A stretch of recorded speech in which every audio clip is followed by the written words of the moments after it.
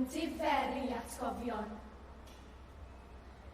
700 o sôn am orchestion hen oesau, a'r dydd yn gymylau gwelwon.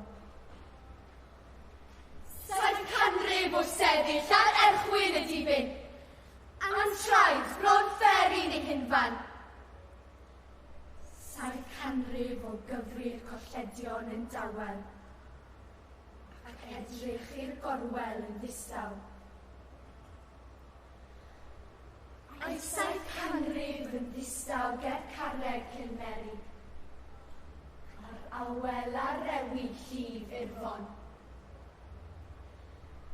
Yna bloediodd y baban a thoddi'r gaeafnydd, a chwalu'r distawrwydd.